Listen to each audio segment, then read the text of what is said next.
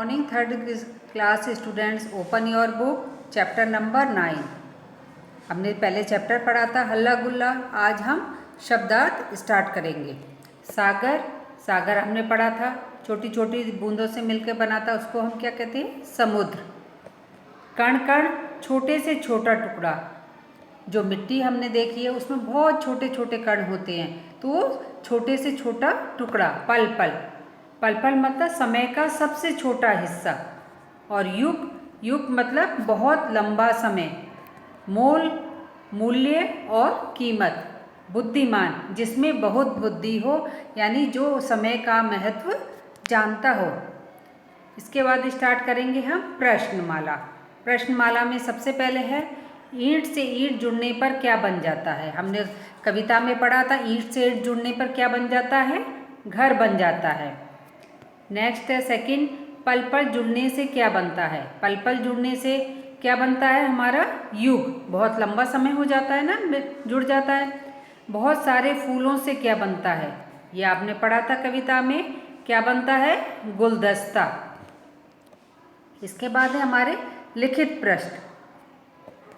लिखित प्रश्न है आपके, जल की अनेक बूंदें मिल जाएं तो क्या बन सकता है? हमने पढ़ा था कविता में, जल की अनेक बूंदें मिल जाएं तो सागर बन जाता है।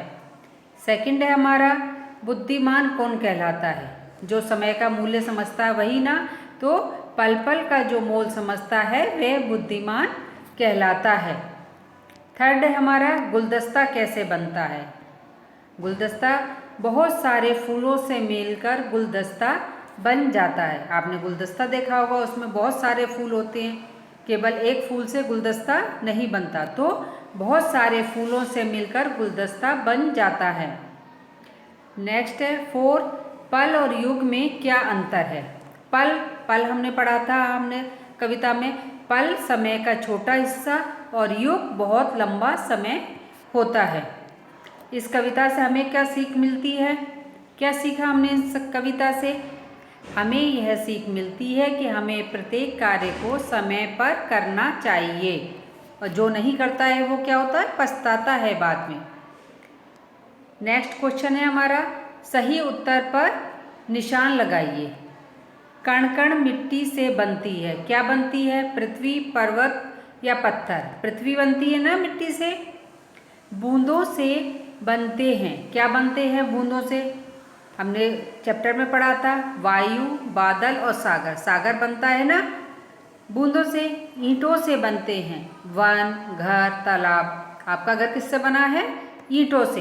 तो ईंटों से बनते क्या है? घर। नेक्स्ट है हमारा, इस कविता का सही नाम होगा। अब इसका नाम और भी हो सकता है। एक तो हल्ला गुल्ला है, लेकिन हम इसका दूसरा नाम क्या लिख सकते हैं? घड़ी का मूल्य, पल और युग और समय का महत्व। तो हमें इसमें क्या शिक्षा मिलती है? समय के महत्व की। तो हम इसका सही नाम क्या होगा? समय का महत्व। नेक्स्ट क्वेश्चन है हमारा, दिए गए शब्दों से वाक्य बनाइए। हमें वाक्य बनाने हैं। फर्स्ट है हमारा कण कण, तो हम इससे वाक्य क्या बनाएंगे? कण कण मिट्टी से मिलकर पृथ्वी बन जाती है। ये हमने कविता में पढ़ा था। सेकंड है हमारा सुंदर। सुंदर में हम कुछ भी लिख सकते हैं।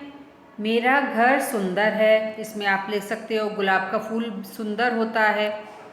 थर्ड है हमारा मोल। पल पल का मोल समझने वाला व्यक्ति बुद्धिमान होता है। ये हमने चैप्टर में रीड करा था ना, समझा था इसको। फोर्थ है हमारा युग। युग बहुत लंबा समय होता है। ओके, तो वाक्य जब हम बनाते हैं एक बात का जरूर ध्यान रखें, जो भी हमारे शब्द दिए गए होते हैं उनका प्रयोग वाक्यों में होना जरूरी होता है। आप अब इसको अच्छी तरह से रीड करेंगे, फिल करेंगे बुक में, और इसके आगे का हम नेक्स्ट टाइम स्टार्ट करेंगे।